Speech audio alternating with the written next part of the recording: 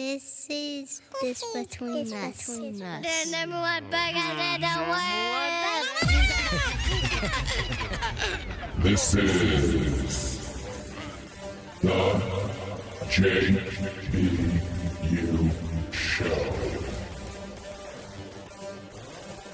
Featuring Austin from the Miller Talk Podcast. Allan, the American Sincerist. And hosted by Cam Allen.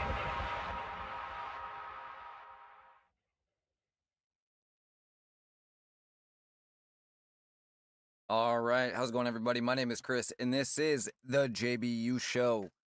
And not joining me tonight is Allan, the American Sincerist, or Austin from the Miller Talk Podcast. They are doing a live stream right now of the UFC fight. So if you want to watch that, you can go to MillerTalk_pod or at FirstAllan2 on X. And you can see what they got going on over there.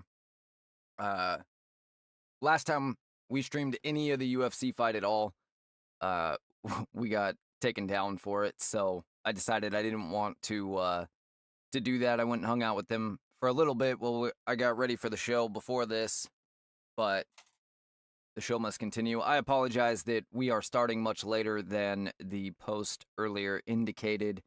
I didn't realize that I knew they had planned to do the fight show for tonight, but I didn't realize that it was going to be going so late. So I was over there for a bit, and then also just other things that happened today. But nonetheless, we are here. We have some stories for you. Kind of get you up to date on what's been going on over the weekend. So, as has been the case for the last 2 weeks, this ICE thing continues. Every day, the left looks for a new martyr, basically. You know, Renee Good got them a good week, 2 weeks of coverage. I guess it's been closer to a month now. God, it just doesn't seem like it's, it goes by quick, thankfully. And then they've only got about a week or so out of Preddy, and now they're waiting on the next martyr, and they're willing to stir up drama until they get a backlash from it. That is literally what the goal is. That is why they chase these agents around every day. What is the point of following ICE agents around doing their job if not to start stuff? They can't interfere. They can't stop the arrests. They can't make them not happen. They can't make illegal immigration suddenly legal. So why follow them around to document? Except to hope that one of them gets hurt or killed so that the left can use them as a martyr. I hope these idiots realize that is, why they're telling you to chase these ICE agents around. Thankfully, nobody else has been hurt as of yet, other than agents, of course, which happens almost every day. But none of these idiots chasing them around has been hurt, but a few have been arrested. And so they, try to make a deal out of that every time. Here is a video on X that they have tried to make a big deal about. This woman was chasing ICE agents around. I don't know if she was harassing them or not. We'll see if other videos come out. It probably will disappear in a day or two. Certainly by the time the next one of these protesters ends up getting hurt, whether it's through their own fault or not. But she is about to be arrested by ICE agents in this video here. Let's take a look.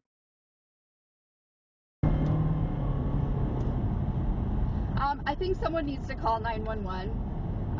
They are seriously attacking me. We'll call 911 right now. Yep. What's your location? Call 911. I'm right at the corner of Jefferson.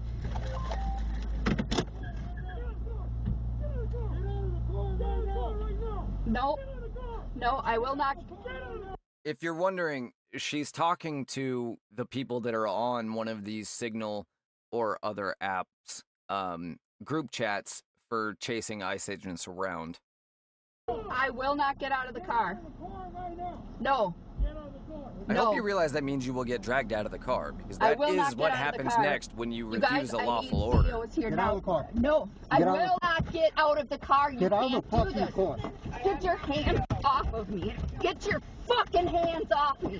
Get your hands off me. I am not doing shit. I am observing. I am observing. It's fine to observe from a safe distance. It is not fine to chase around or to flee from agents when they attempt to stop you, which was clearly what was happening in the beginning of this video. We're taking a video too. Get off of me. Get off of me. You're under arrest. Get. Someone call the MP, or someone call the police. Somebody help him. Call the police. Call the police. Call them now. Call them now. Call them We're now. calling 911. We're calling 911. They're calling 911 right now. It's interesting that they think that calling the police is going to make a difference. The police are not allowed to interfere in federal investigations either. ICE agents could literally arrest police officers if they attempt to do so. Police only have jurisdiction within their boundaries, and they do not supersede federal law enforcement. Now, generally speaking, there is a respect among law enforcement officers of any rank, and they're not going to arrest each other. But believe me, if it comes down to it, they will. Now, there's a couple interesting things here. First and foremost, a lot of the comments were, they didn't identify themselves. But as we can see, each one of these men has a big badge on their chest. You're going to have to look individually here as I go through the video. Badge, and then police. And he also has a badge. It's just a little darker there on camera. But clear as day, it says police. Believe it or not, that constitutes identification. And if you're chasing them around, you know who they are. So, you know, they hope that every little technicality will save them. They hope that they seem to think that consequences just simply don't apply because they feel morally justified in what they're doing. And that absolutely baffles me. But I guess when your parents never tell you no, that's what you end up with. I don't know how else to see it, but I just wanted to see. You know, I don't know what the speed limit is on this road or how fast she's going, but here she cuts over the center line. We'll call 911 right now. Yep. What's your It seems to me that Call 911. I'm right at the corner of Jefferson. she is fleeing very quickly. Nope. No, I will not. Anyway, that's just one of many instances, right? This is another instance that came up the other day. And it says, exclusive tonight, 2 News obtained a video showing the aftermath of a Border Patrol arrest at West Valley Auto Body Shop, where agents broke through a glass door and detained 2 employees that ran inside and locked that door. A witness, the wife of one of the 2 detained, said agents told her they did not have a warrant and do not need one, which is correct. First of all, if the person has a deportation order and ICE identifies them and they run away and run into a building, ICE does not need a warrant to chase them into that building. That is the definition of probable cause. That's how that works, in case you were wondering. Look at this. Look at these. Where's your guys' warrant? Stay back. Where's your guys' warrant? Stay back. No, where's your warrant? Stay back. Where's the warrant? Stand right there. Where's the warrant? I don't need one. Yes, you do. Where's the warrant? You guys do this? Back. I need you to wrap that up. For what? Stay back. Stop getting closer to me. Can you imagine somebody, you know, a cop, when somebody's screaming in their face like that, being more polite and you guys calm? have to leave. My lawyer is coming. Good. You guys want to get sued? Are you done? What's your badge Stay number? back. No, I want to get you guys. I want. All right. This kill you inside your stuff. Yes, you guys aren't. And by the way, Be shout out back to here. these Stand back two, here. looks like You can Border Patrol record. agents I'm already for back not wearing here. a mask. You guys haven't shown me. You guys haven't identified yourself. I admire don't know who that the and you appreciate guys it. are. Who the what is that? What the is that? Federal agent. I need a warrant. I need a warrant. You do not need a warrant. Yes, I do. Yes, I do. You know how you guys came Also, in? as an observer, you have Illegally. absolutely You no guys right broke to the see any window. warrant or anything Yes, we like did. that. Because you guys don't have a warrant. We don't need one. Yes, Stay you back here. do. Stay back here. Hey, what the I ain't doing I'm making sure he's safe. Excuse you. I need you to leave it. Okay. ¿Dónde? Can you? Sí, ¿dónde está todo? Give me my Back up! Don't yell at me. Don't bump into me. Back up. I'm already here. He's trying to give me Distance. something. You know this whole building has cameras, right? That's great. Stay at an arm's distance. I can't imagine a more polite law enforcement officer. You know, thankfully I haven't had to have too many negative interactions with police in my life, but I've certainly never met one that's that patient. That's for sure.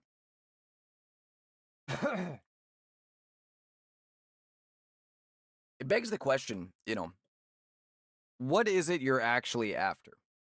You're actually after trying to, or I guess the ability to continue to break the law without any consequences. Which, if that's what you want to do, fine, I guess. But don't expect the rest of us to put up with it. We have the right to enforce the laws in this nation. And it is not bootlicking, and it is not giving in to government or authoritarianism, or certainly not fascism, to enforce the laws. The laws that have been on the book for over 100 years. These are not new laws. These are not new standards. These are not new principles. This has all been around for a long time and is overwhelmingly supported by over 70% of the population. And I don't tend to rely on, you know, the majority, because we also have rights in this country, but no rights are being violated in any of these cases. And see, this is the problem. Every single day,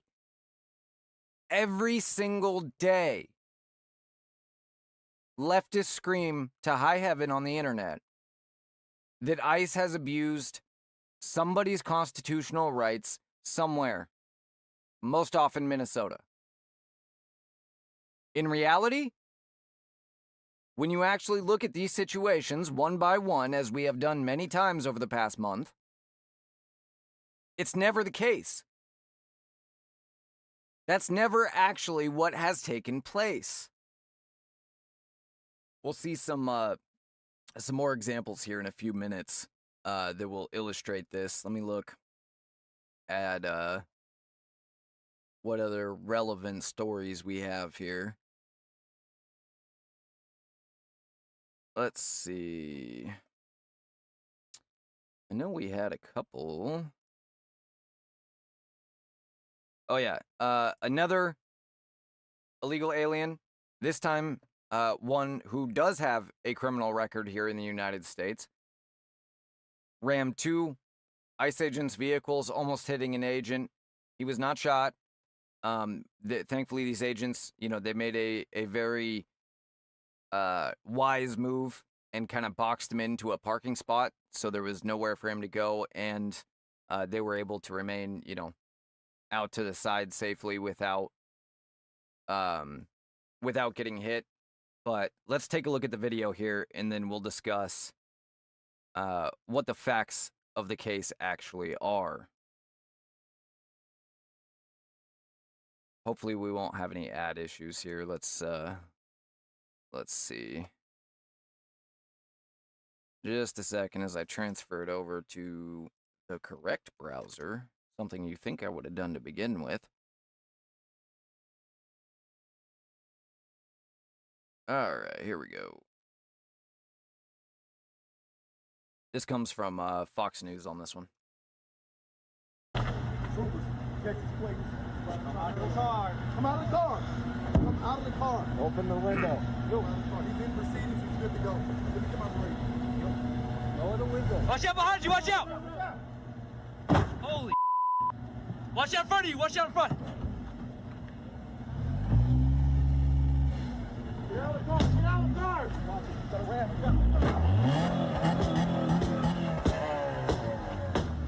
So you can hear they're smashing his window. Turn off the car. Cut the car. Cut off. Come out of the car. Come out of the car. Come out. Now. Just to be clear, this is exactly how any police officer will treat you. Give me 1 second here. Let me fix this so it's not over my face. I'm not usually doing this solo, so this isn't typically an issue. Let me move it. Let's just move it to this corner, and that should be fine. Let's try that. That's a little better. There we go. Now I can lean over this way. Anyway, the point is, this is how any law enforcement agency in the country, city, state, local,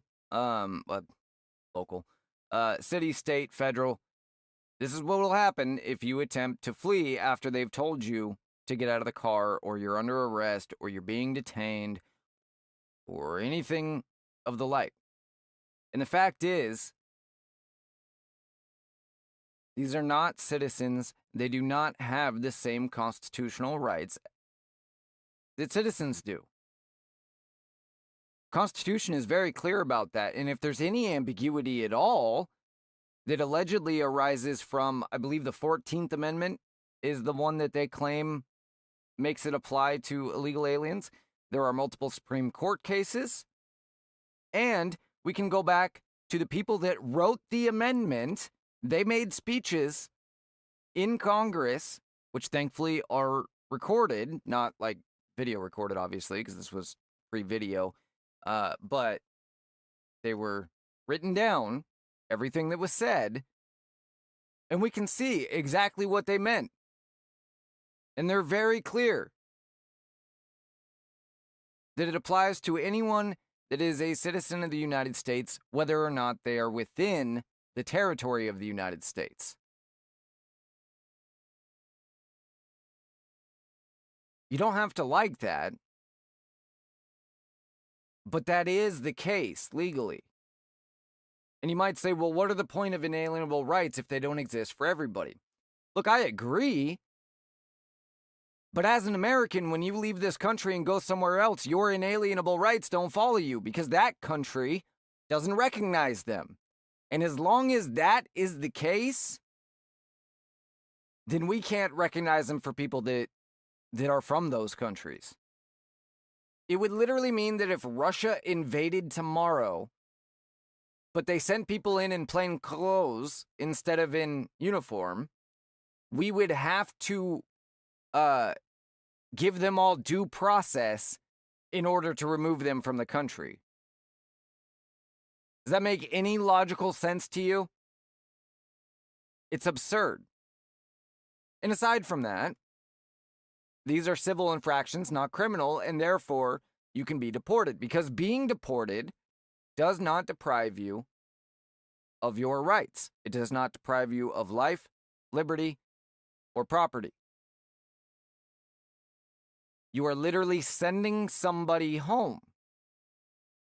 Therefore, due process, i.e. a court hearing, is not necessary. However, this guy and almost everybody else that ICE has arrested, unless they happen to be arresting somebody and there's like somebody else there that is illegal, then sure, that person will get arrested too, or detained and deported too. But everybody they go out to arrest has a deportation order. And what that means is a deportation order has to be signed by a judge. That means they had due process. They had at least one court case, if not multiple court cases, pleading their case to stay in the United States. And then, under the Biden administration, the undermining of the border went a step further, where they allowed illegal aliens to claim asylum even though they had no basis for claiming asylum. The rules for claiming asylum are very specific and are not just in the United States. They're the same around the world. Well, all the countries that recognize asylum claims, which is basically just Western countries, of course. And you have to be persecuted, basically, in order to claim asylum. That's the first thing. The second thing is you have to claim asylum in the first nation in which you arrive, in which you are not facing persecution from whatever regime you're fleeing. So even if they could claim asylum, the vast majority would have had to have done so in Mexico in order for it to be a legal asylum claim. But aside from that, the vast majority are not being persecuted. As admitted over and over and over, they're economic migrants. They're just looking for better paying jobs, which I understand, and that's fine, but you have to come in legally for that. Asylum is specifically for, like the South Africaners who are being targeted exclusively for being white Christians. That is what asylum is for. If you are specifically being targeted because of race, religion, or both, in the case of the South Africaners, there's a few other things, obviously, I don't remember them offhand, but you have to be specifically targeted for one of those reasons. So,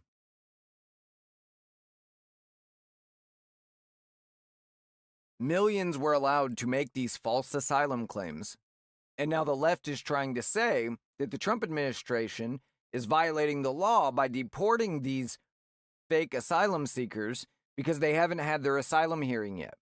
Asylum hearings that are sometimes 10 years out in the future because the courts are so backed up with how many millions came in. And in the meantime, we're just supposed to allow them to stay here, stay on government benefits, and yes, they are on government benefits. They're not on federal benefits, they're on state benefits, which are funded by the federal government. It's the same thing. It's actually more expensive than the same thing, but whatever.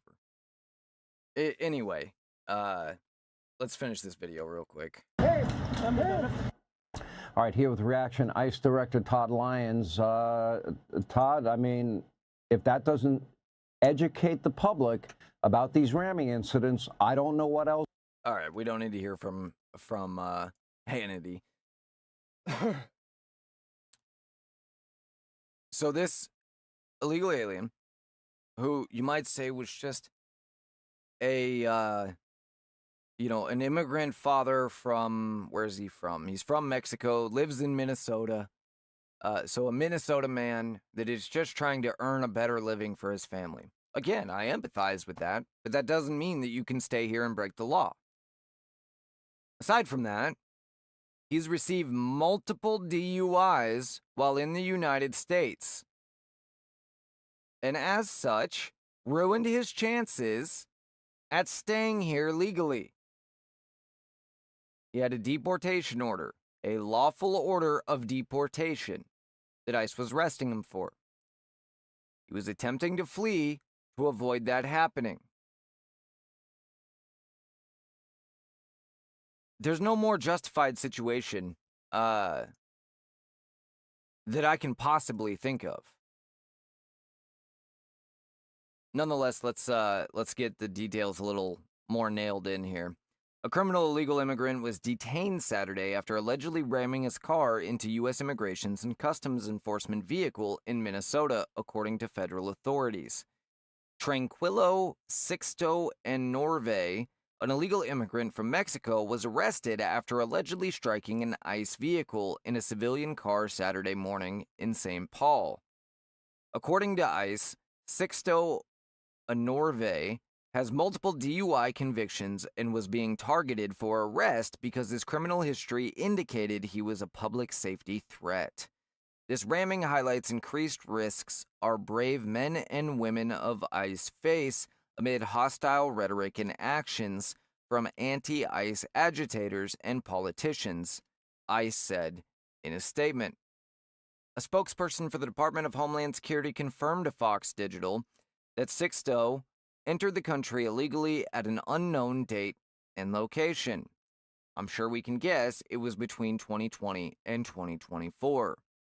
The incident comes amid heightened concern over illegal immigration and reports of anti-ICE agitators attempting to violently disrupt federal law enforcement operations. Oh, okay, so it turns out it appears this video is not actually the same illegal alien. This photo right here is Sixto, is where he rammed into it says Tranquilo Sixto Arnove was arrested in Minnesota after an ICE vehicle was struck by him during an enforcement operation, federal authorities had said. So apparently this is two different situations. I apologize. DHS said earlier this month that ICE officers are facing a 3,200% increase in vehicular attacks. According to DHS, from January 21, 2025 to January 7, 2026, officers experienced 66 vehicular attacks, compared to 2 during the prior year. ICE also arrested an illegal immigrant in San Antonio, Texas earlier this month. That's who we saw on video, whom the agency said weaponized his vehicle by ramming 2 ICE vehicles and nearly running over an agent. Cuban illegal immigrant Robin Argote Brooks is accused of ramming 2 ICE vehicles in a San Antonio parking lot in an attempt to evade arrest during a targeted vehicle stop, according to DHS. Video of the incident shows Brooks driving a sedan that was boxed in by agent vehicles when he allegedly defied law enforcement commands and suddenly reversed, narrowly missing the agent and striking a federal SUV. After unsuccessfully accelerating into a larger vehicle, Brooks then sped into another ICE sedan positioned in front of him, continuing to accelerate as agents attempted to stop him. Confrontation ended when an agent broke through the driver's side window and pulled Brooks from the vehicle to place him under arrest.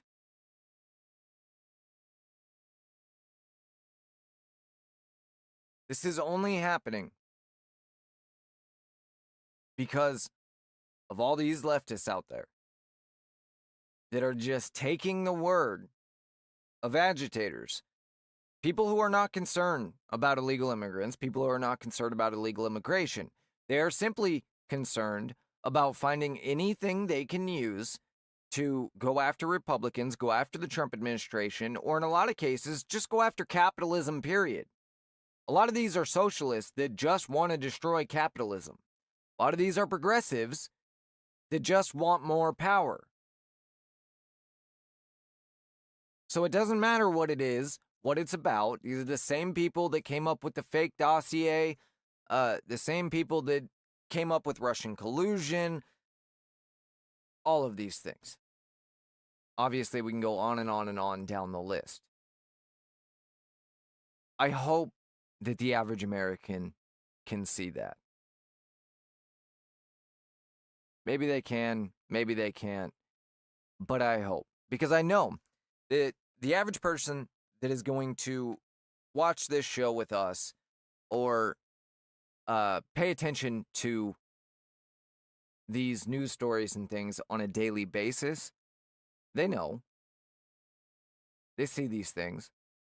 But the average American isn't doing that. The average American is watching the UFC fights right now like my co-hosts are doing. And they only get little tidbits here and there, maybe on a news blurb on the local radio station on their way to work or something. So what do you think that, what perspective do you think they're getting? I don't know.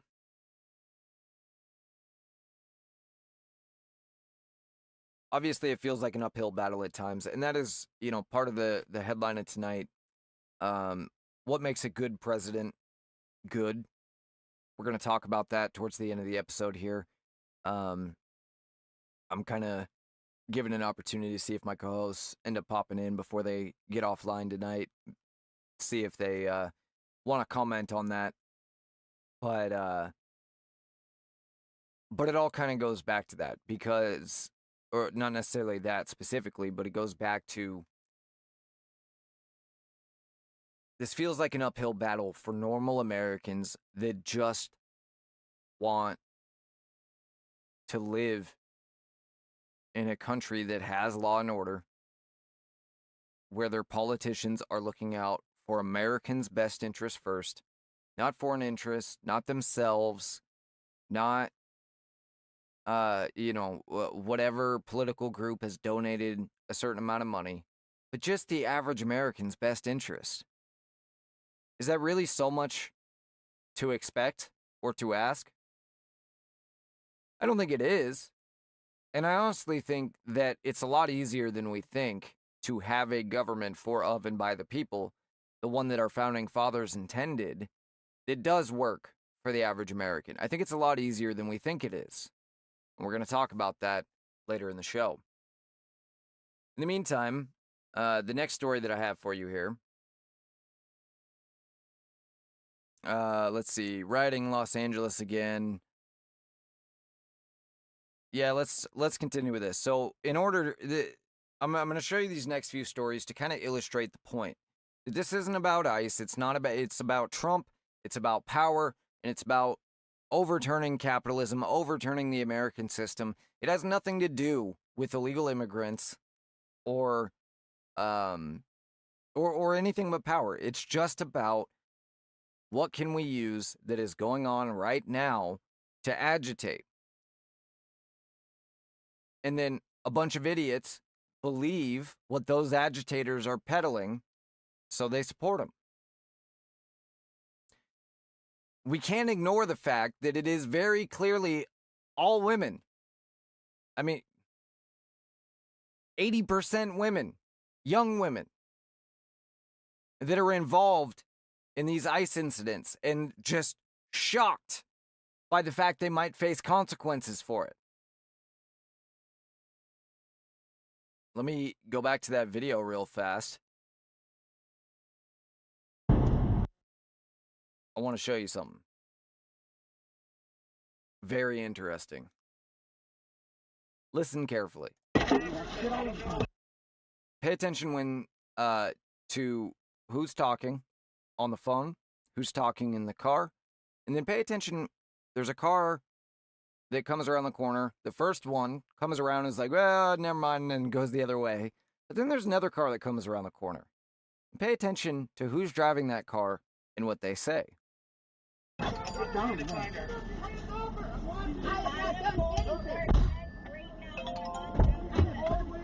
is my constitutional right. We're calling 911 right now. I am not. You cannot arrest me. I'm observing. You can't arrest me. I'm observing. You can't arrest me. I am not. We're taking a video too.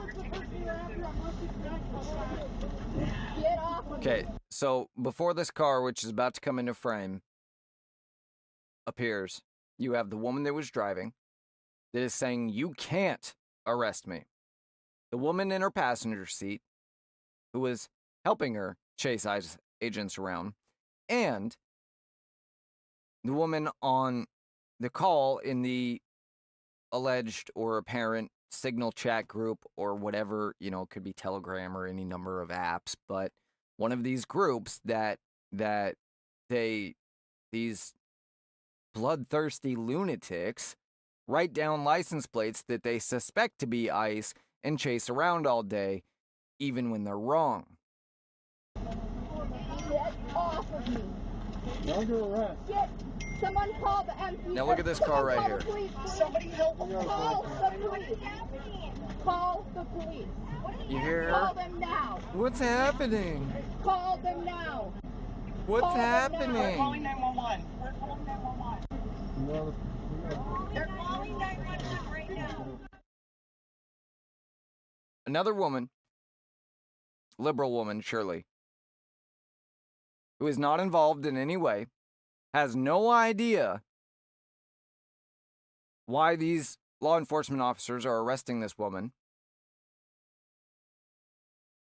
pulls up and starts interfering. And no, she didn't get out of her car and like get in the middle of them. That's not what I mean. But just by pulling up and yelling out her window, she is interfering in the investigation because she is distracting those officers who now have to look over their shoulder and make sure somebody is not trying to harm them, pulling up in a car to shoot them or, in some way harm them. And yes, that is something they need to be concerned about. That's not paranoia. That's real. That happens to all cops. They now have to focus on that instead of being able to give their complete attention to the person in which they're detaining, who might also wish to harm them. They don't know. It doesn't matter that you're just a school teacher from Alabama that drove up to Minnesota to harass ICE agents. They don't know you. They don't know what your intentions are. And just because your intentions might not be bad doesn't mean you don't end up accidentally hurting an officer somehow. Because you're stupid.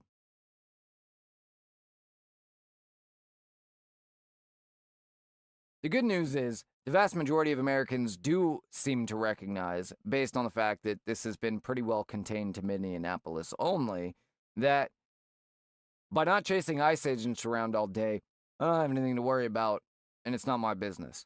Because that is true.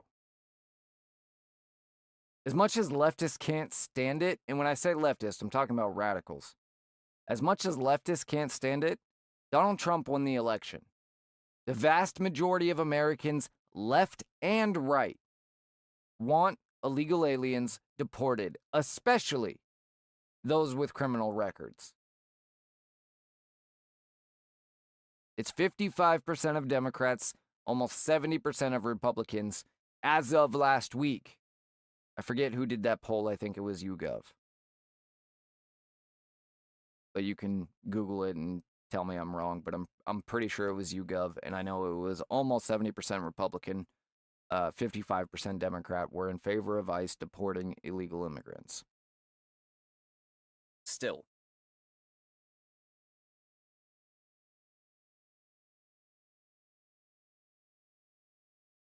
We can't ignore the fact that it's mostly liberal women that are succumbing to this narrative of these radicals. I don't know what we do about that. I don't know what it means in and of itself.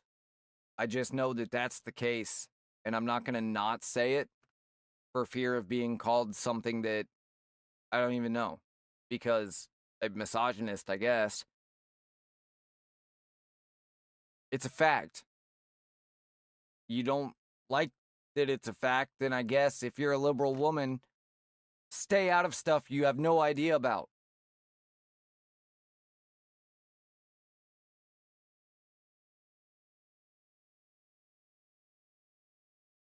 Moving to Los Angeles, left-wing agitators attack officers in Los Angeles. Mayor Bass warned that is just going to bring the military back to the city. So this is why I said Donald Trump should just let ICE pull back temporarily in Minneapolis and leave it to Waltz.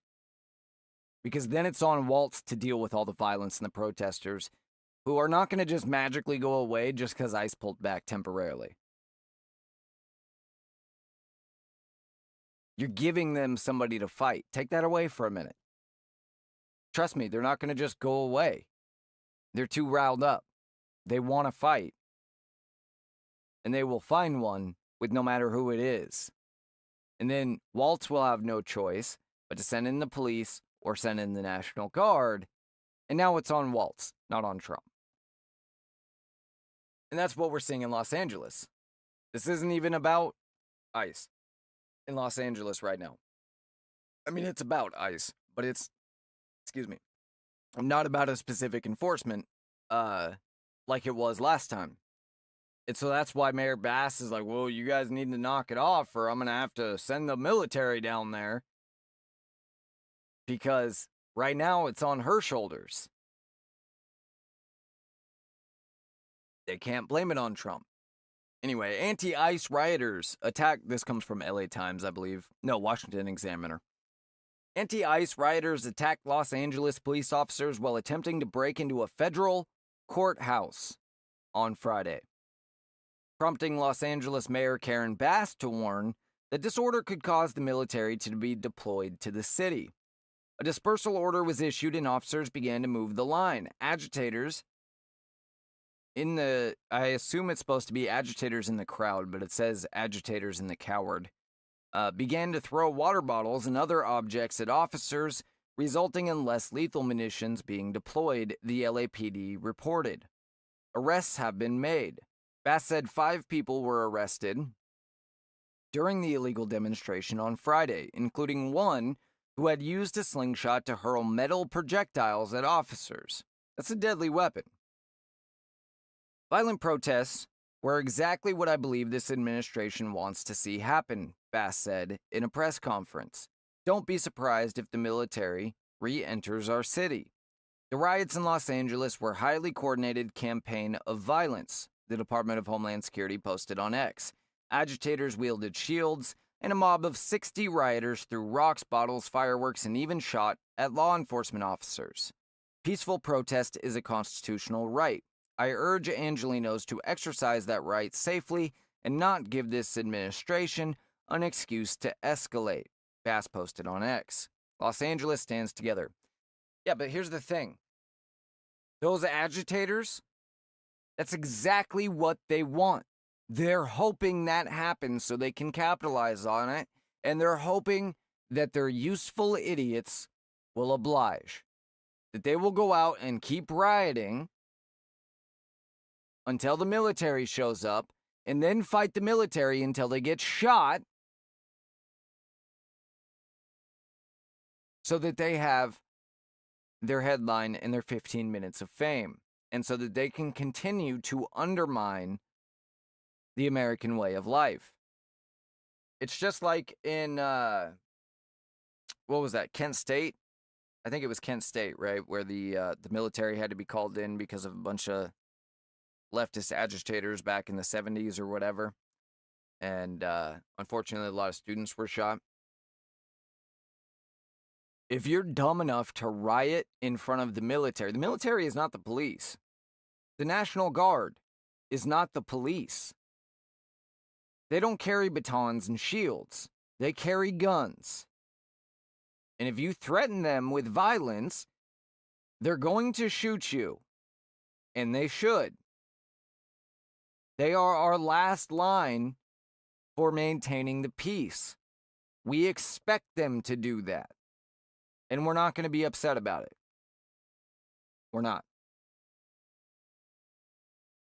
We literally have a National Guard, which is supposed to be the civilian militia. But we'll have to do with the National Guard for now because that's what exists. As a last line of civil defense. And if you are dumb enough to keep rioting after the National Guard has been called in, you will most likely be shot. And you should be.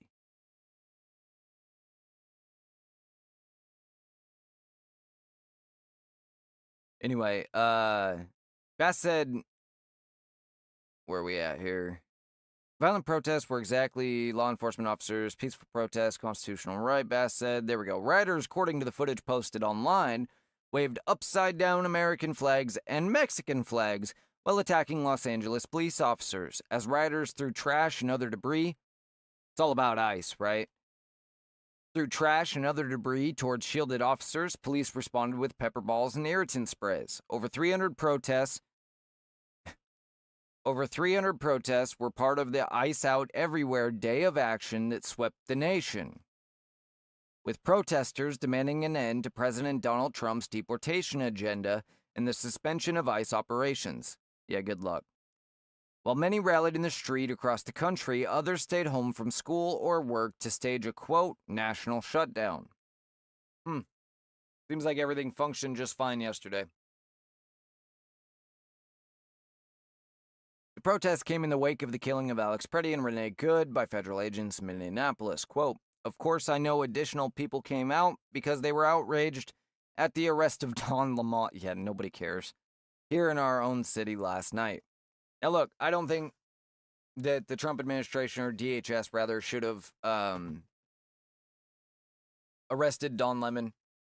I don't think they should have. I think that it was a dumb move. I said that last night, much to the dismay of my co-hosts. But I think that while his claims of being a journalist are obviously very loose, they're very suspect, let's say. That is what he is.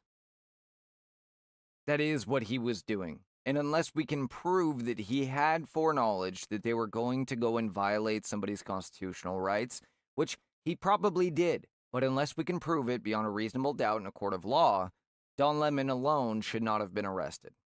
All the rest of them, sure, but not Don Lemon. And I'd loathe having to say that. But the principles matter, as I say all the time.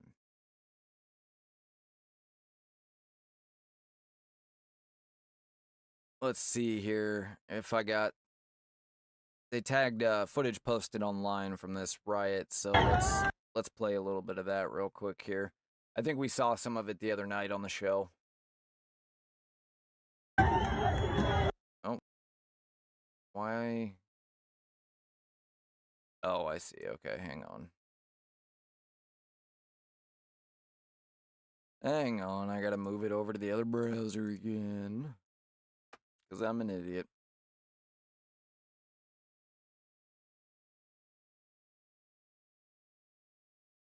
I know, no argument from anybody.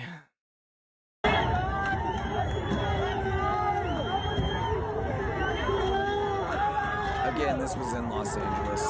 Turn that down a little bit. That sure is a lot of Mexican flags and just simply not American flags. And the upside down American flag, that is definitely a... I wouldn't call that an American flag. They're trying to reclaim this "we're the real patriots" thing, but nobody buys it. I don't buy it anyway. And I don't think most other people do either.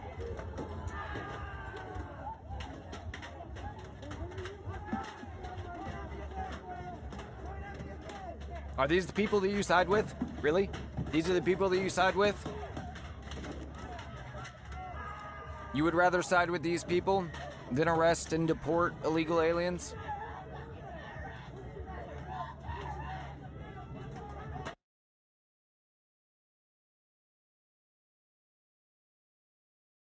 It annoys me that the cops just allow that to happen. Why? I don't give a damn what your order is from Mayor Karen Bass. You have a mandate by the people of Los Angeles to maintain law and order, so maintain law and order and fucking arrest those people.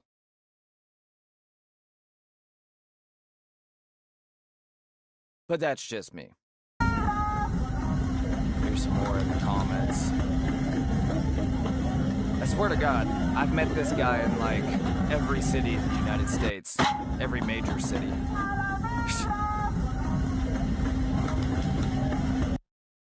Oh, look, a photo of J6. Alright. Apparently that's it.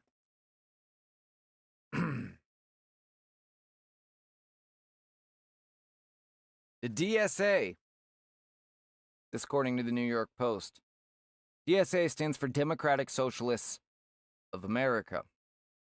One of the main groups funding these agitators and these riots, these people chasing ICE around, etc.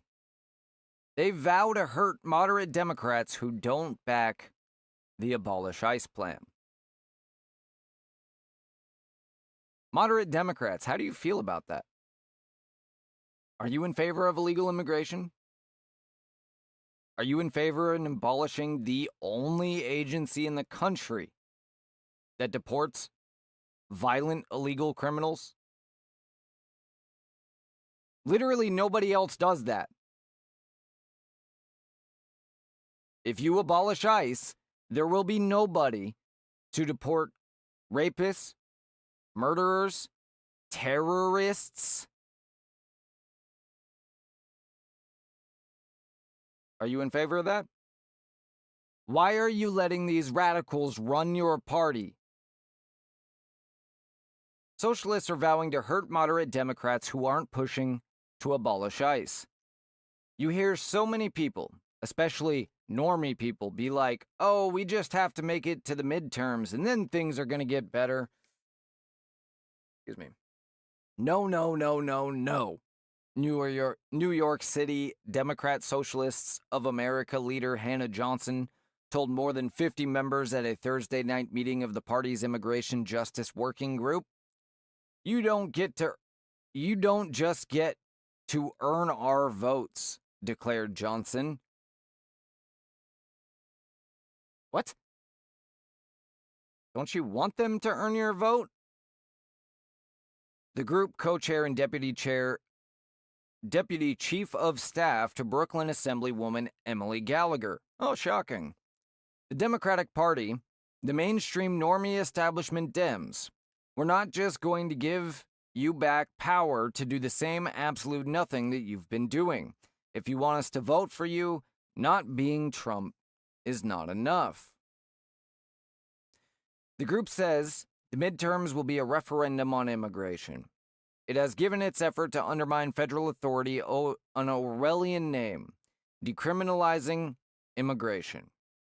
The New York City Democrat Socialists of America Immigrant Justice Working Group has ramped up its activities, mustering an army of more than 4,000 anti-ICE activists. That's a really nice way of saying criminals.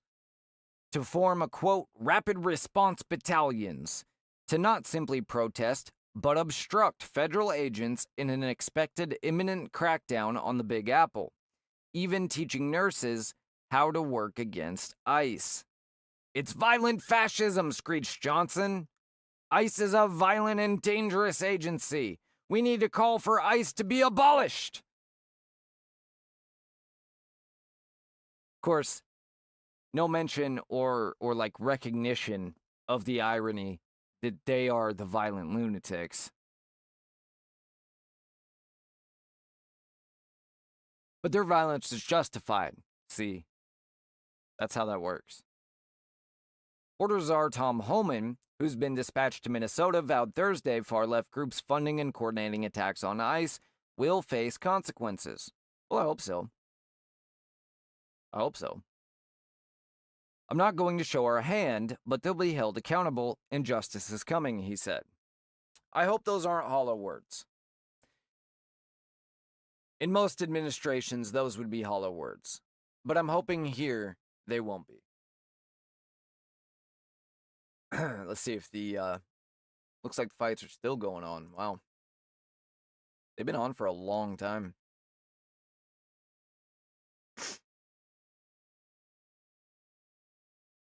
So again, Democrats, is this what you want? You want to be the party of illegal immigration, of allowing terrorists and rapists and murderers into the country? And yes, good people too. But good people that have no interest in being American, are perfectly okay with living off your tax dollars via welfare subsidies, and who aren't required to follow the same laws that you are. You're just okay with all that? You're gonna let this happen? You hate Trump that much?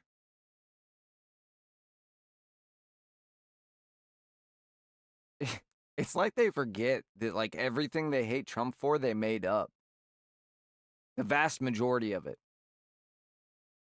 Everything except that he's a boisterous asshole. He is.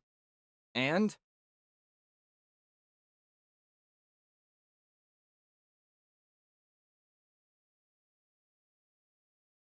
we're going to skip this story. Let's take another look at Democrats here. This comes from the Daily Mail, so this might be talking about Europe, but I'm pretty sure it's talking about the U.S., so let's find out. Democrats' new slogan risks party popularity, Obama aide warns. Which I believe what they mean by that is only being popular to themselves and not attracting any independents. Which, of course, has to be done in order to win an election. A former political strategist for Barack Obama has warned Democrats that they are running their party into the ground once again for proudly pushing, quote, abolish ICE. The divisive slogan against Donald Trump's immigration crackdown has gained traction among the woke left's most vocal proponents, including New York City Mayor Zohran Mamdani and Congresswoman Ilhan Omar. Renee Good and Alex Preddy's deaths during confrontations with Border Patrol agents in Minneapolis have intensified calls to dismantle the agency.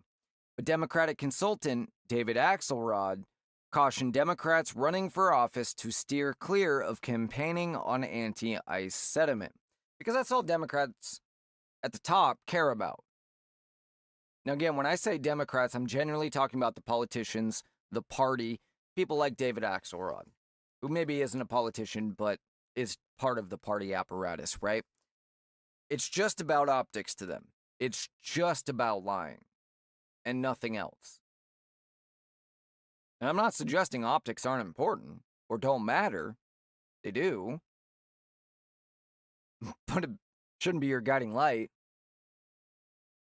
And how Democrat voters can't see through that absolutely drives me nuts. We call it out all the time on the right. Kristi Noem coming out the other day and labeling Preddy a terrorist, and Good a terrorist for that matter, domestic terrorist, in the immediate aftermath of what happened. Called that out right away because that's nonsense rhetoric. Anytime the Republicans promise to do something in order to win an election but don't actually do it, we call that out. Where are the Democrats, the moderate, sane Democrats doing the same? You have one, Bill Maher. Name me another. What's his name? He wouldn't call himself a Democrat, but he is.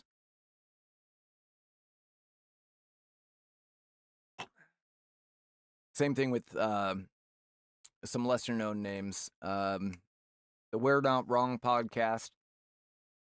That's about as left-wing as I can stand listening to. Well, I listen to the New Progressive podcast, too. I've mentioned that before.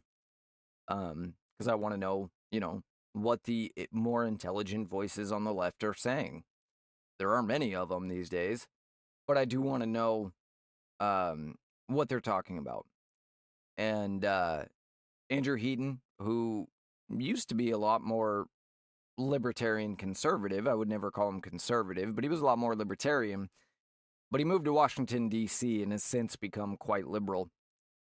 He still maintains some of his libertarian beliefs, but then when it comes to somebody like Trump, just completely, he wouldn't have any friends in D.C. if he didn't hate Trump.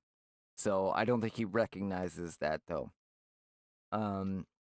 The other woman that they have on the show, or that is part of that show, rather, Jen Brenny, who also laughably claims to be libertarian because she's a radical leftist.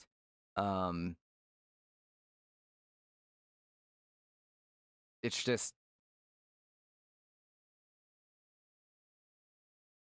there's always that blind spot, I guess. And while these are examples of leftists that will at least call out the Democrat Party sometimes, as soon as you mention the word Trump, all of that logic and reason goes out the window. That makes sense? Of course it does. We've all seen TDS over the last few years. Anyway, continuing here. The Obama advisor, David Axelrod, of roughly a decade, said that the notion may end up being as catastrophic to the party as the 2020 defund the police movement was. I think that people believe you should come to the country legally. And if you don't, there should be some penalty for that. Axelrod told CNN's Boris Sanchez and Brianna Keeler on Thursday. They do believe that, but I don't think they want to abolish ICE. He then compared abolish ICE to defund the police movement that followed George Floyd's death after a Minneapolis cop knelt on his neck for roughly 9 minutes. I don't think that most people who said defund the police believed that there should be no policing function in cities, but the implication was that there could be, he explained. So I don't think Democrats want to get into that. In retrospect, the defund the police movement has been widely regarded as damaging to Democrats because it reinforced the Republican narrative that the party is soft on crime. The idea of pulling funding from police officers was also unpopular with most Americans who favored reform over eliminating police. Axelrod said the same holds true for ICE. People want improvements to the Department of DHS, not a takedown of it. If it means getting rid of the name ICE, which has become a very bad brand, that's one thing, he continued. But if it means that we're just going to abandon immigration enforcement, I don't think Democrats or Republicans would support that in large numbers. And see, that's what the Democrats will offer, right? They'll offer a rebrand from ICE to, the Loving and Nurturing Immigration Agency or some BS like that. And then continue to do exactly the same things. It's like they don't realize that's what Americans are sick of. Not what you call the damn agency, but the fact that people have a problem with ICE, right? Now, I don't, but their voters do, or at least a part of their voters do. But instead of fixing ICE, their proposed plan to satisfy their voters is to change ICE's name, according to David Axelrod. And that's ultimately what they'd probably do if we were dumb enough to give them power again.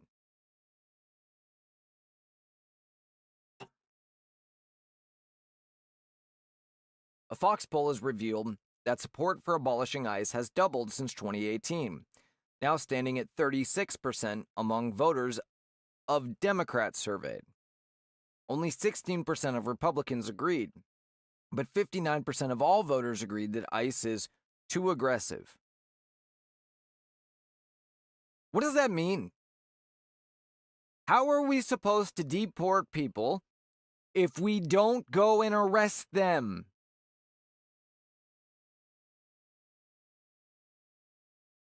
I can't stand these polls.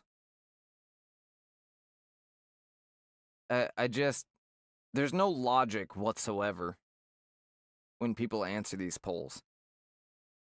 About a week after Good was shot, Congressman Sri Thandar introduced the Abolish ICE Act. The legislation aims to tear down the agency. Americans are being terrorized, Thandar said in a statement. We must fundamentally change the way we approach immigration. It's time to abolish ICE. Democratic Socialist Mondami has backed this ideology, writing on X earlier this week that ICE murdered Renee Good in broad daylight. Less than 3 weeks later, they killed Alex Preddy, shooting him 10 times. Every day we watch as people are ripped from their cars, their homes, their lives. We can't allow ourselves to look away from this cruelty. Abolish ICE. Congresswoman Omar, who has been at constant odds with Trump over ICE and his statements about the Somali community, has also supported the movement that Axelrod described as detrimental. In Congress, I continue to push for ICE to be abolished and replaced with an agency that can defend our national security without criminalizing and brutalizing vulnerable communities, she wrote in a statement regarding the stance on immigration. Here's the thing. The illegal immigrant community isn't being criminalized. They are criminals.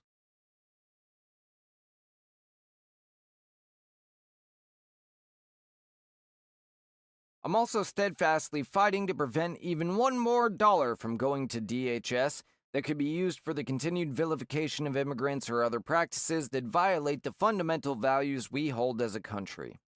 Axelrod's CNN discussion comes as the White House has reportedly struck a deal with Democrats to avoid a partial government shutdown over DHS funding. The only thing that can slow our country down is another long and damaging government shutdown, Trump wrote on Truth Social on Thursday. The U.S. president added, Republicans and Democrats in Congress have come together to get the vast majority of the government funded until September, while at the same time providing an extension to the DHS, including the very important Coast Guard, which we are expanding and rebuilding like never before. The administration and Democrats have reportedly agreed to separate DHS funding from the rest of the legislation. The department will be funded for 2 weeks as they continue debating over the Democrats' demands to tighten the reins on ICE. That was apparently a fitting end to the article, according to whoever wrote it. So anyway, my question is, if you agree that we need to get illegal immigrants out of the country and stop allowing them in the first place, what do you expect that to look like? We've already offered $2,600 and a free plane ticket to wherever you want to go to anyone willing to self-deport. Anybody who didn't take up that offer is not going to just come and turn themselves over peacefully and willingly. I shouldn't say peacefully. Many do turn themselves over peacefully, but only once they've been chased down. If they were going to turn themselves over willingly, they would have done that. So what do you expect this is going to look like? Protecting Americans isn't always pretty. It's not war by any means, but it is law enforcement with people who don't want to be deported. I wouldn't want to be either. But that doesn't mean we do nothing just because it's not pretty. Does that make sense? This just seems like I can't even wrap my head around this anymore. How people can be so anti themselves.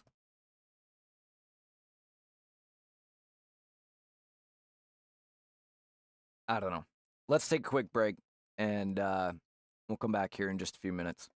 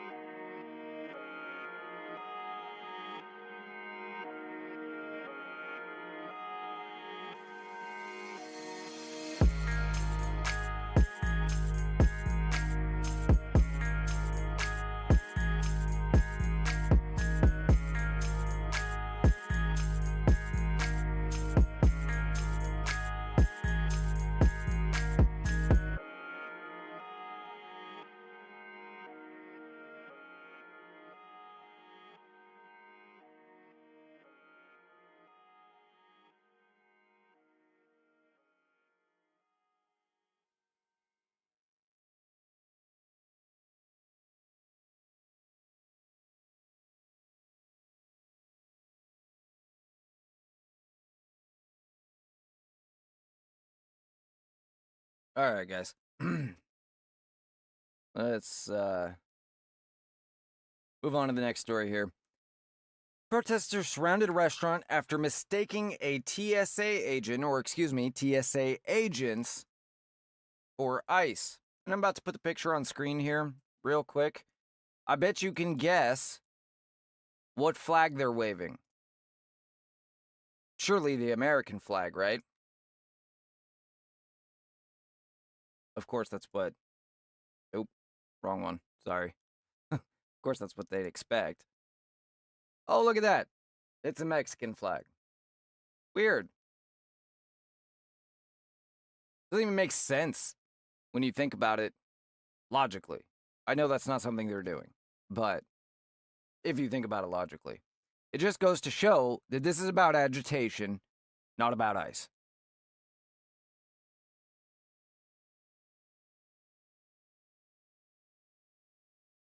A large mob of protesters surrounded a restaurant in Los Angeles after mistaking airport security workers for immigration and customs enforcement agents. The demonstrators gathered outside of Ten Raku, a Korean barbecue spot in Linwood, on Wednesday night after hearing reports that federal officers were allegedly inside. In reality, they blared air horns and whistles and shouted at off-duty TSA officers who were just trying to enjoy their dinner. The Los Angeles County Sheriff's Office told the Daily Mail. When confronted about mistaking the airport staff for ICE, one irate demonstrator gave the excuse that people get emotional and make mistakes, noting that ICE does the same when they arrest people. Do they, though? The heated ordeal in a parking lot of Ten Raku comes after weeks of heightened outrage at Trump's immigration and detention policies across the country. Wednesday's intense scene was eventually calmed after sheriff's deputies arrived and the confused airport workers were safely escorted out of the restaurant. No injuries or arrests were reported during the noisy ordeal, according to police. When approached by Fox 11, a woman with long curly hair who is believed to be one of the protest organizers refused to comment because she didn't trust Fox. When asked if the group thought the officers inside were with ICE, the unidentified woman said, potentially. The outlet also went to ask the restaurant employees about the situation, but the woman told them not to speak with the station. She was seen holding a megaphone with one hand as she used her phone to record the scene in the other. Yeah, sorry to you, nobody's gonna talk to you, she was heard telling reporters. Meanwhile, the other protesters attempted to hide behind trees as they recorded the scene. One woman was... Real heroes, these guys. One woman was seen wearing a magenta hoodie and sunglasses, and another was dressed in a black sweatshirt as they appeared to giggle while recording the outlet's cameras. A male customer arrived at the restaurant just after the chaotic scene ended to grab a bite to eat. I think there is a place and time for everything, he told Fox 11. After being told the authorities inside were TSA agents, the man told the reporter, you wouldn't understand. People get very emotional, so they easily make mistakes. It happens. You take it out on the wrong people, which, same thing as ICE. They say they're after criminals, but they're taking it out on everybody, the man added. No, they simply aren't. They're after illegal immigrants. Mostly criminal illegal immigrants, but all illegal immigrants are in fact criminals. It's not a criminal violation. Okay, fine. They still broke the law.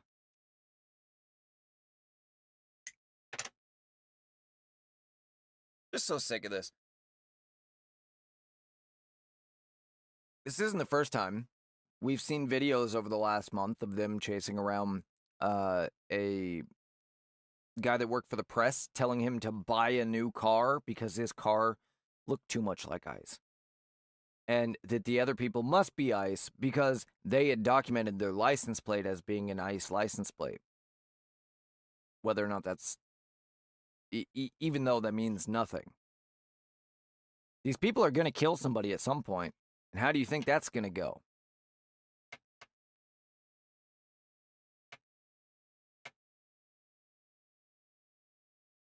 It's honestly just, it's getting tiring. But that's the goal too. That's part of the goal, right? Part of the goal is just to wear you out. So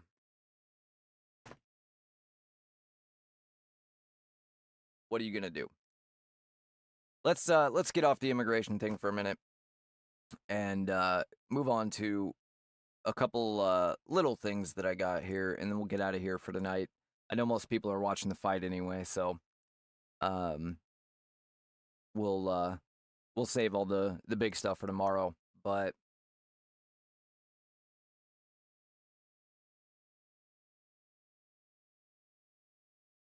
I have two stories here. If you give me a second.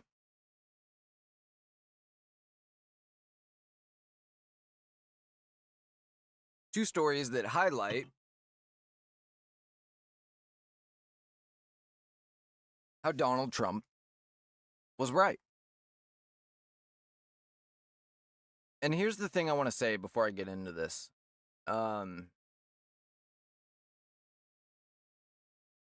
About tariffs, because that's what this next story is about.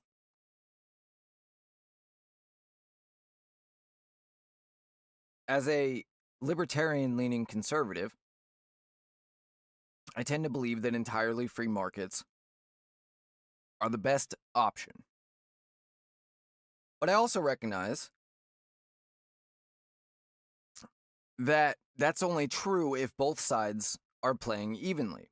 But the fact is, America has been the only truly free market to a lot of these countries for a long time now, while these countries have instead taken advantage, tariffing us and making sure that they can sell their products, but their people are not buying any American products as much as humanly possible, and as much as our politicians will let them get away with.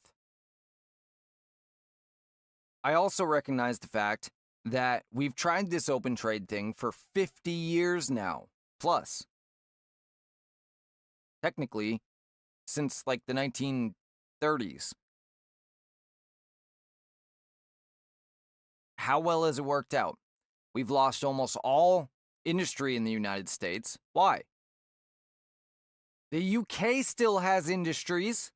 Canada still has industries. Places with wages much higher than the United States. Well, I mean, sort of. Much higher wage demands. Much less jobs, so it doesn't, it depends on how it works out. The wealth is obviously much greater here in the US. But the point is, it's not too expensive to make stuff here. Places where it's far more expensive do it all the time.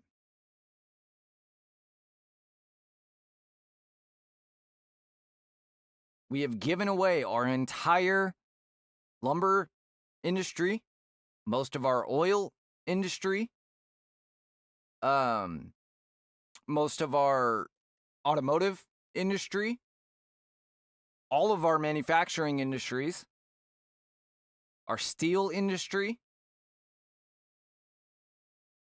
our other metals, copper, aluminum, computer parts, things that were invented in the United States, mind you.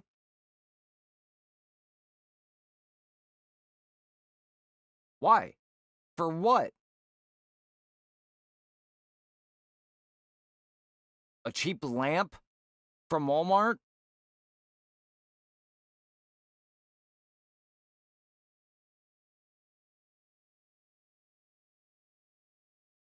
GM is moving Buick's SUV production back to America. From where else? China.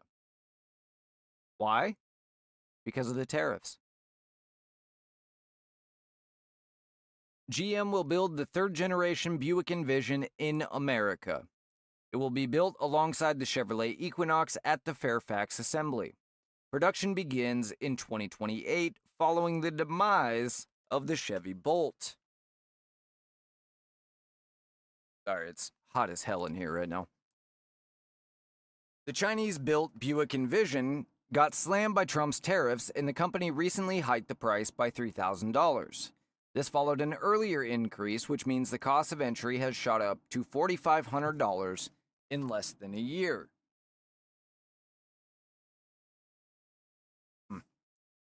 As a result, the 2026 Envision now starts at $41,000 before a $2,000 destination fee. That's pretty steep, and the price increase appears to have started weighing on sales. While the model was only down 11.4% last year to 41,924 units, fourth quarter sales plummeted 60.9%. Even with the steep decline, the Envision finished the year as Buick's third best-selling vehicle, accounting for just over a fifth of the brand's total annual sales of 198,155 deliveries. I just want to see roughly 200,000 vehicles, and we'll just go with an average price of $40K based on what that just said. It's $8 billion. Not bad.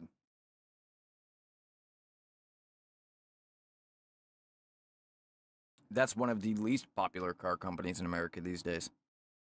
However, the situation was unsustainable for General Motors, General Motors has effectively admitted as much. In a brief statement, the company said they'll onshore production of the next generation Buick compact SUV to Fairfax Assembly in Kansas City, beginning in 2028. The automaker didn't have much to say about the move, but stated the decision further strengthens GM domestic manufacturing footprint and supports U.S. jobs, building on $5.5 billion in new investments announced across U.S. manufacturing sites in the last year. We also asked whether the current model will remain on sale until its replacement arrives in 2028. A GM spokesperson told us, quote, "We are working through the model transition plan, a rather non-committal response that suggests the company isn't ready to confirm any details just yet." Interestingly, the announcement also revealed the impending death of the Chevrolet Bolt. While the EV was just relaunched, the company had previously referred to it as a limited-run model. Never a good sign. They weren't joking, as Fairfax Assembly will be retooled to build the Chevrolet Equinox starting in 2027. This suggests the Bolt will only be sticking around for about a year. That's how bad the sales have gotten. It's funny, now that the government is not giving out massive amounts of your tax dollars to these companies to build EVs, suddenly they're not the future all of a sudden anymore. And I do still believe that electric cars are the future, by the way. I do still believe that one day we will be driving electric cars, as much as I, dislike that because I'm a fan of internal combustion engines. Of course, we could have far more efficient combustion engines if we just got away with useless EPA emissions.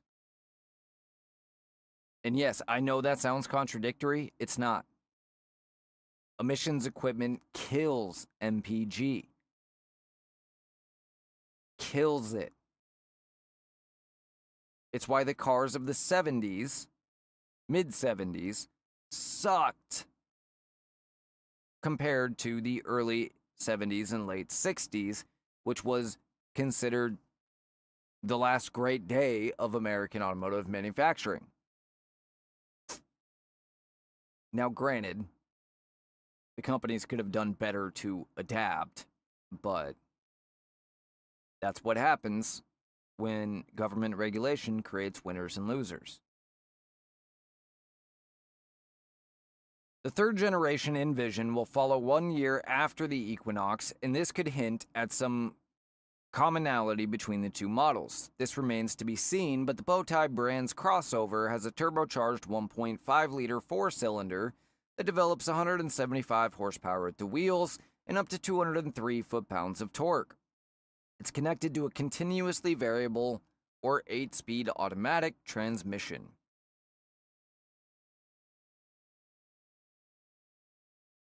Let's see. That's it.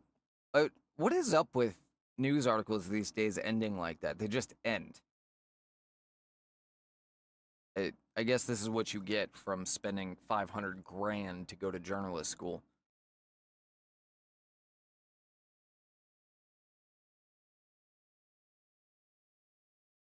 But anyway, when was the last time you heard about a company bringing manufacturing back to the United States? Now, let's take a look at more failed Democrat policies and regulations. President Donald Trump, just the other day, January 27th, signed an executive order that allows the federal government to bypass roadblocks imposed by the California government in rebuilding Los Angeles after the Pacific Palisades fire. In the executive order, Trump placed much of the blame on the state and local leadership for failing to act quickly when the fire started and failing to quickly approve permits to rebuild. There is still almost no rebuilding being done. None. And the vast majority of people that live there are either screwed or have had to sell and go somewhere else because they can't rebuild, because they still haven't gotten any permits.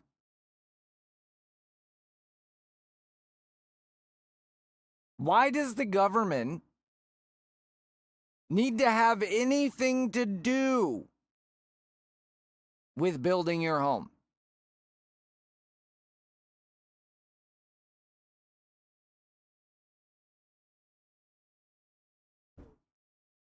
What should happen is you should drop the plans for your home. You should start building your home and turn those plans in to the city commissioner, city planner, whoever it is at the city that deals with that. If the city commissioner sees something that violates a city ordinance or a state law, they can bring it up and deal with enforcement there. Contact your contractor, have them redrop the plans, whatever it takes. But only if there is an issue. You shouldn't have to get approval in a free country to build your own damn home.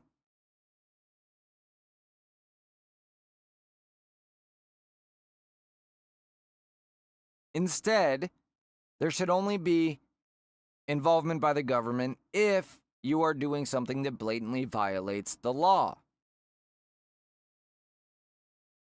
And why do we need government to determine how many nails must be in a board on the stairs or whatever? How much insulation you must have in your home? How far apart the walls and doorways have to be?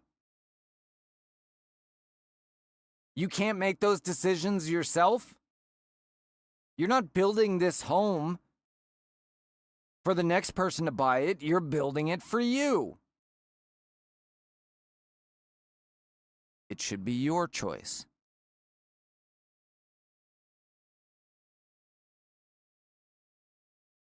The order, titled Addressing State and Local Failures to Rebuild Los Angeles After Wildfire Disasters, directs federal agencies to consider regulations that would preempt local and state permitting processes that have, in the president's words, quote, unduly impeded timely use of federal emergency relief funds. For property owners trying to rebuild.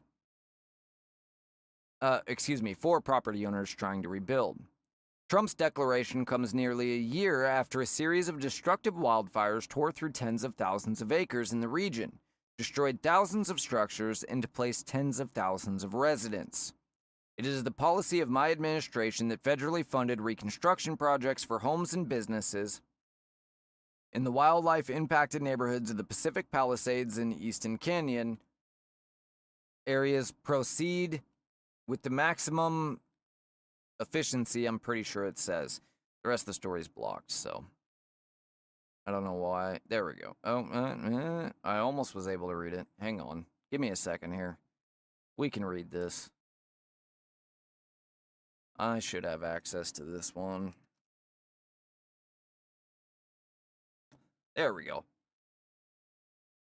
It is the policy of my administration that federally funded reconstruction projects for homes and businesses in the wildfire impacted neighborhoods of Pacific Palisades and Eaton Canyon areas proceed with the maximum speed consistent with public safety, the order states.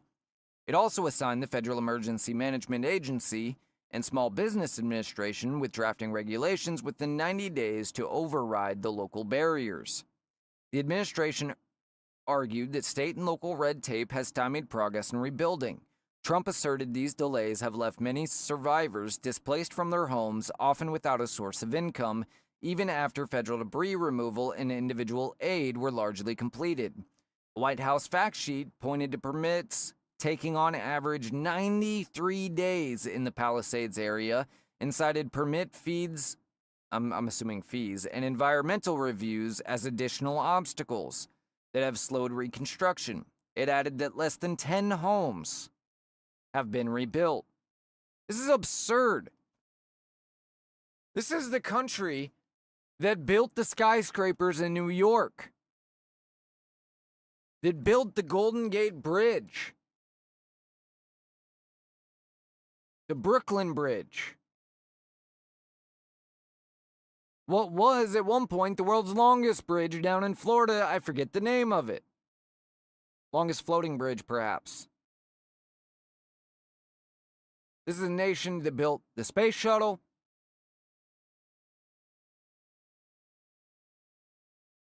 and a million other things that I could list. Yes, I'm saying a million other things because I suddenly drew a blank. The Hoover Dam, the Grand Coulee Dam. This is absolutely ridiculous.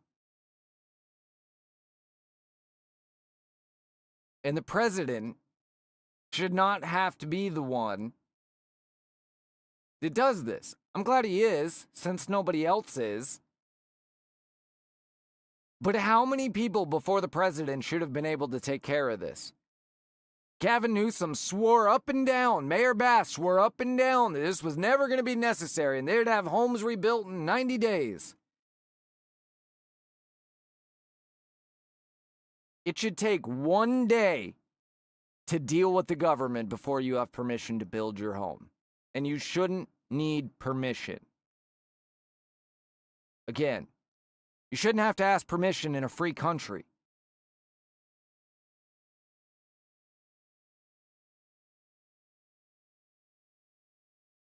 What happened to Americans? What happened to us? Why did we put up with this? Why are leftists so eager to put up with this? I truly do not understand it.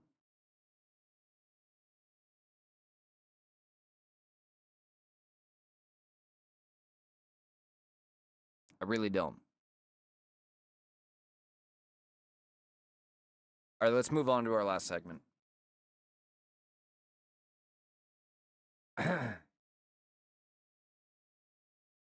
I wish I had a cutscene for you, but I don't.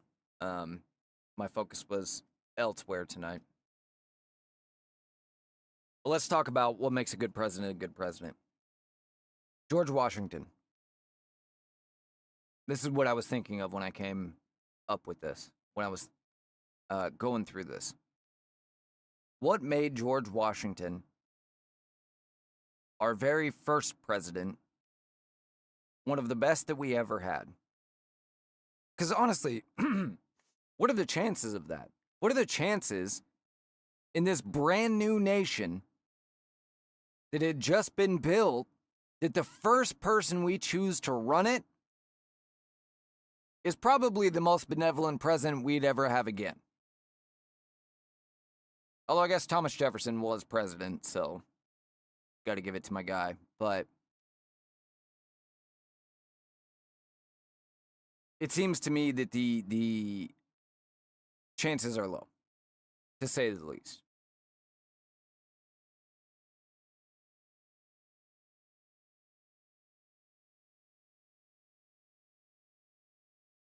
I think that the biggest mistake that even our founders made, and I know is one hell of a ballsy thing to come out and say I'm about to say that our founders screwed something up and I know better. But I was trying to analyze because I'm focused on trying to figure out on this show over the coming weeks here, what are the core problems and solutions to those problems? How can we, what small changes can be made to make the biggest impact? Which is what got me thinking about this in the first place. And to be fair, I have the benefit of 250 years of history now to look at. So there is that. But I think that one of the biggest mistakes that our founders made in setting up our election process was allowing it to be something that people ran for. What do I mean by that? I mean, we should elect... So it used to be, not for president. President has always been something that people ran for. But in Congress, it used to be that people were elected to it more or less against their will. They didn't want to have to go to Congress. First of all, it wasn't a cush-paying job. It was barely above minimum wage. You know, it was enough to cover expenses and to live on, and that was it. Should go back to that. But also, people had farms to run. At the time, 97% of Americans were farmers. Now, only 3% are. And they didn't want to leave the farm to go serve in Washington, but they saw it as their duty. And so if they were elected, they went. And that is the model that we should have continued, and the one that we need to follow, I think, going forward. We should not vote for people that ask for it, because they are almost always going to either be psychopaths or have psychopathic traits as dominant. And while there are some advantages to that, I'm not calling them all psychopaths. I'm saying they have psychopathic traits. And while there are some advantages to that, sometimes, you need a psychopath for certain things. Who is it? Canadian guy with the funny voice. Former professor. Anyway, he talks about this sometimes. But you can't have too many in any given system. And right now, every single person that is elected to office is at minimum a complete narcissist. Minimum. And I know these words are thrown a lot, psychopath, narcissist. They're thrown around a lot these days. Generally to people that are pretty normal, but, at one point in time, maybe showed some narcissistic traits or whatever. Everybody's narcissistic to a varying degree. I mean, if we weren't, we wouldn't survive, literally. There are times when it is necessary to put yourself first. But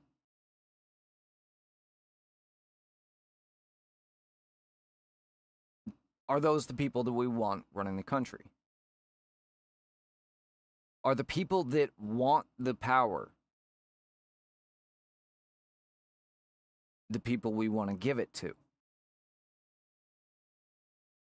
The people that believe that they know better, that they can do better, the people that we want to give it to. I talked about recently on the show with either Austin or Allen, I forget which one, but that one of the biggest mistakes that we make in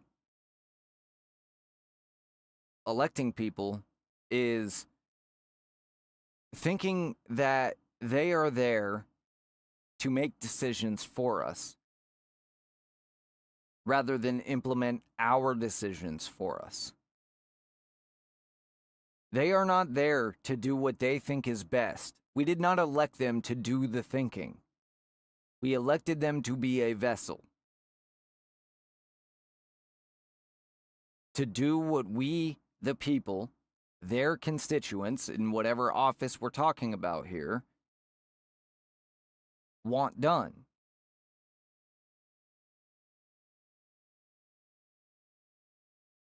I don't know a single person in office today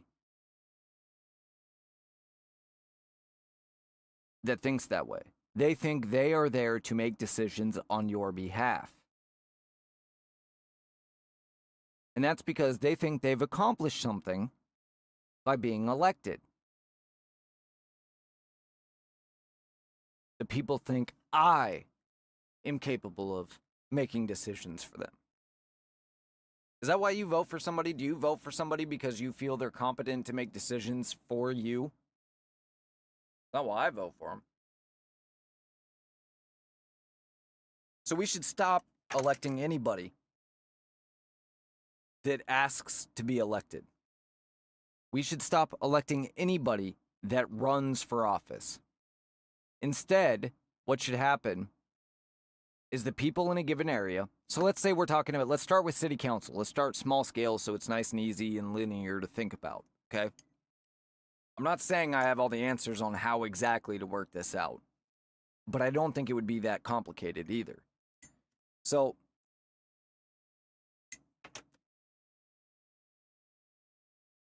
on small scale, city council, instead of a handful of people running for city council, mailing out mailers and running campaigns and trying to get their name in front of you, and you taking 2 minutes to, read what they're about or that they claim they're about, because it's almost never what they're actually about, and often is actually about what their donors or what their strategists think you are about.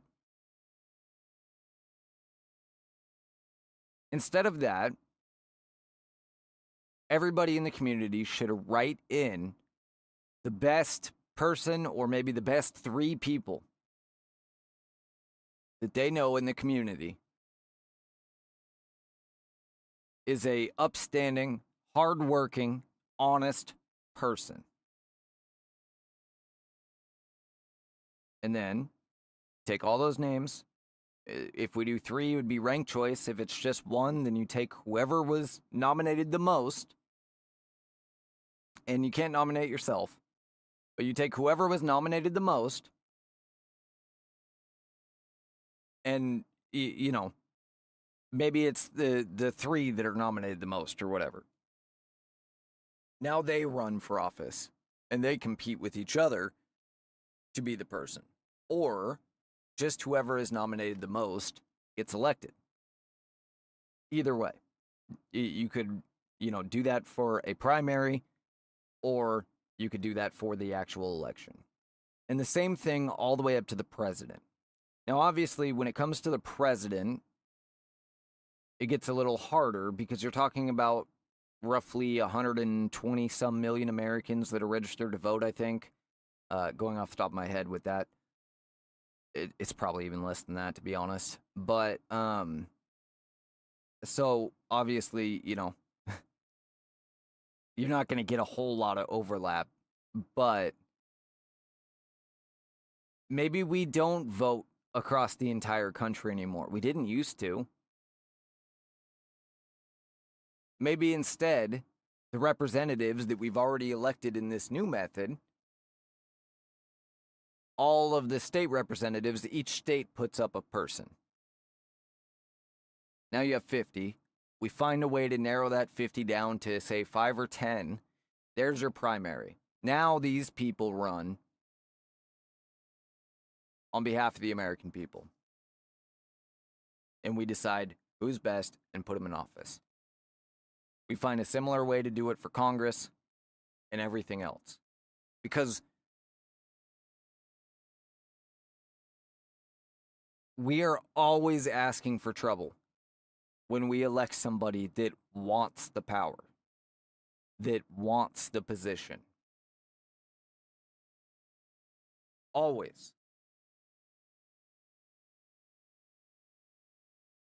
This is why I've said, the best thing that you can do right now, as far as in this very next election, what is the best thing that you can do to help return us to a more sane country?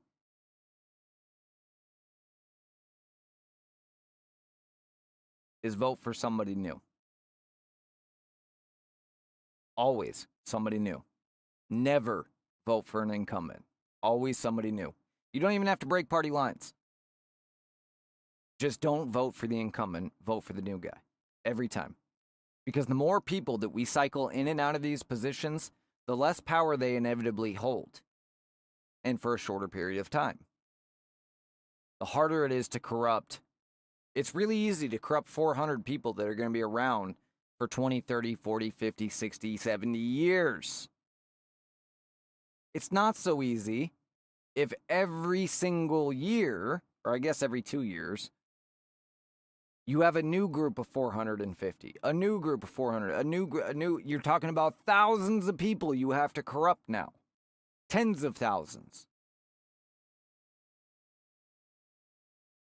35 times 400, whatever that is. We'll round it to 400. That'd be 14,000 people you have to corrupt instead of 400. It's a lot harder. Doable, but it's a lot harder. And that's just Congress. What makes somebody a good president is that they don't want to be president. George Washington did not want to be president. George Washington, for those who don't know, until World War II, until a progressive decided to just take power that was never offered to him, FDR, there was no law that limited the president, or no constitutional amendment that limited the president to 2 terms. None. That was a precedent that was set by George Washington. He stepped down after the 2nd term. Most Americans wanted him to keep going. But he said, we created a republic, not a monarchy. I am not going to be a new king. I served because I was called. Now I will step down and allow the system we created to work. Obviously, that's not a direct quote, but that is the meaning of what he said.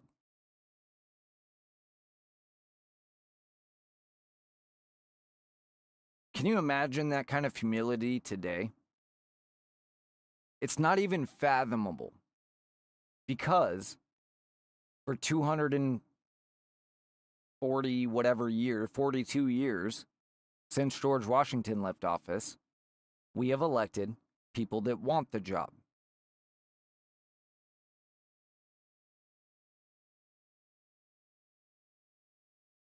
We need to stop doing that. You're never... once you say it out loud, it's one of those things like, yeah, why are we doing that? It just sounds so stupid that we would give power to somebody asking for it instead of somebody we know is good that didn't want it or never asked for it and never would ask for it because they're a good person. It just makes so much more sense. But hey, what do I know?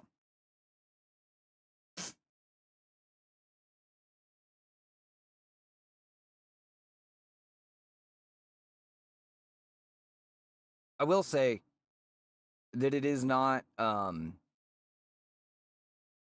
it's not something that's going to simply fix all problems with politicians overnight. It's going to take people a period of time to get used to and to learn how to elect people, right? At first, people are probably going to elect popular people. They're going to elect people that they know their name and they're likable rather than would make a good candidate. Does that make sense? Because they've never had to elect in this manner. They've never had to think about it in this manner. So it'll take some time to learn how to pick a good candidate for president instead of picking from a field of people that are begging to be president. It will require some basic psychology and knowing, how to spot certain traits that are desirable and certain ones that are definitely not desirable. But we can do that. And people will probably get pretty good with it pretty quickly because through electing some bad people, they'll quickly realize, okay, that person was bad. I thought they would be a great choice. They didn't turn out so great. This is why.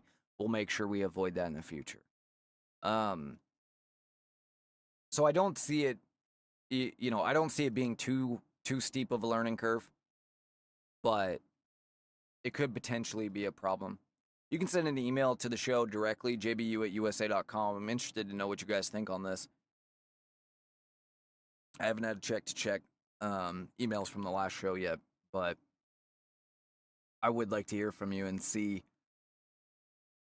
if you have any ideas on this. And if you don't want to be mentioned, by the way, if you don't want your email mentioned, I won't mention it. I usually mention it to give people credit, but if you don't want any mention of who you are, you just want to anonymously leave a comment, just make sure you put that in the email somewhere, and I'll respect that.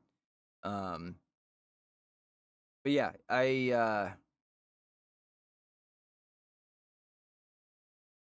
after talking about it out loud, I can't understand why we elect anybody that asks for it. The more I sit here and think about it, the more it's like, God, how could we be so stupid? And to be fair, the way that we elect people today is not the way our founding fathers set up. One of the first things progressives did when they got into power back in the early 1900s was make state representatives democratically elected Congress democratically elected instead of elected by the state representatives. It used to be that your Congress members were elected by your state representatives, not by you. And I don't know if that was a better system or not. I know this system isn't great. Congress has the lowest approval rating of like any legislative body in the country, and always has.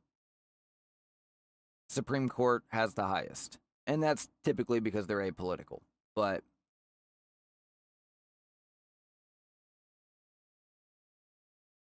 what are some of the other, and this is another thing you guys can send emails about because I'm genuinely curious, and I'll ask my co-hosts tomorrow when we're back on the show together. What are some other of these kind of core issues?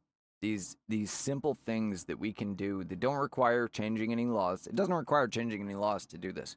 You can already write in candidates. The biggest thing is getting people on board. But you can start that in your city, in your state, and very quickly get that federally. This is one of those ideas that I think as long as it gets out there, people will instinctively realize, oh, that's a way better way to do this. Maybe not, but it seems that way to me. But what are some of the other core issues that can be dealt with without any major changes?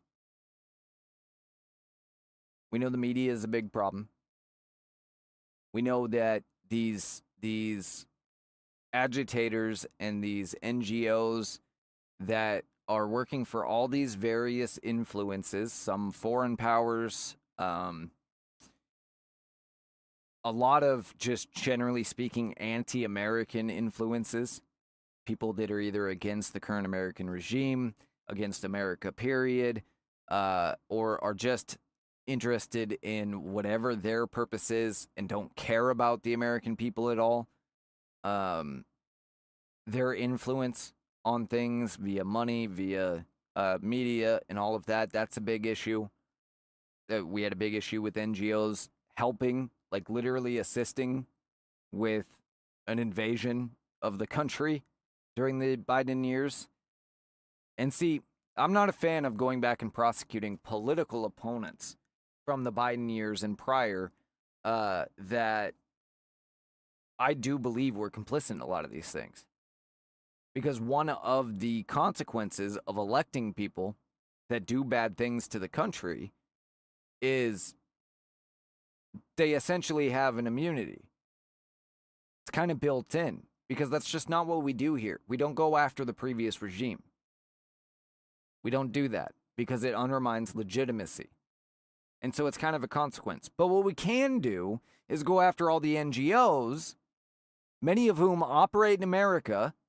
They take American dollars in donations that literally helped people break the law and break our sovereignty, sneaking into the country. Why haven't we done that? We know places like the American Red Cross were below the border in Mexico and in Central America, handing out pamphlets, maps on how to get to the U.S., how to avoid Border Patrol, what to say if you get caught, who to ask for help and who not to ask for help, giving them supplies to make it the rest of the way. And these people were not all coming from Mexico. They were coming from all over the world. Why have none of those people been prosecuted for undermining the sovereignty of the United States? It doesn't make sense to me. Like at all, really.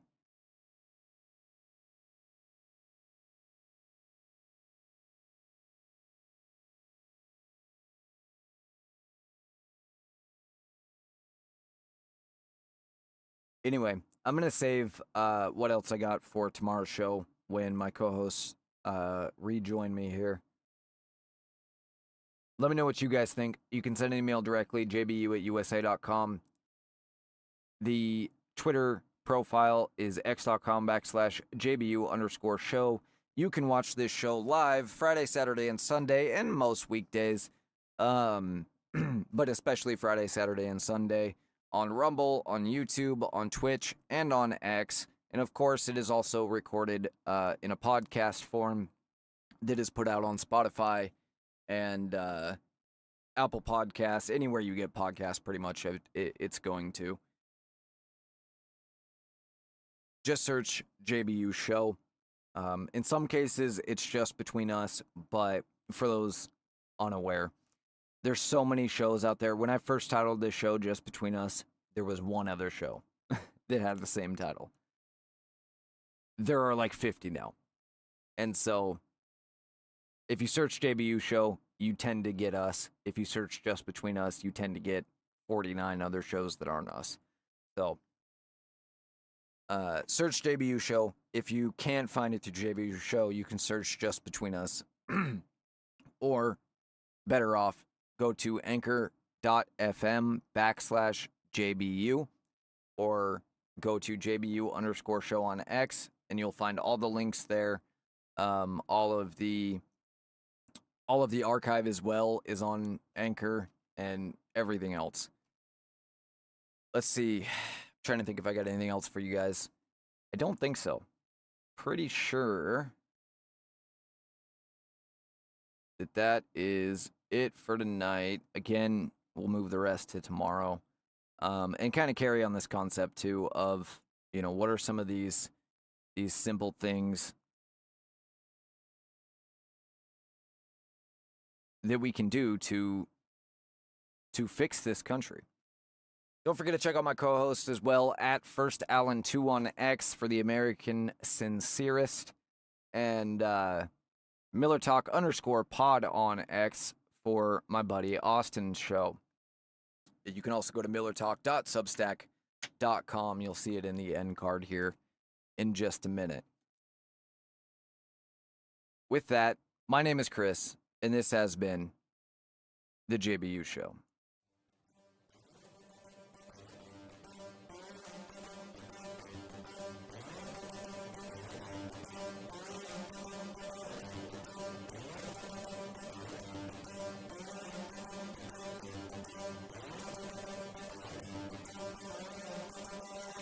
Bye, bye, bye, bye, bye, bye, bye.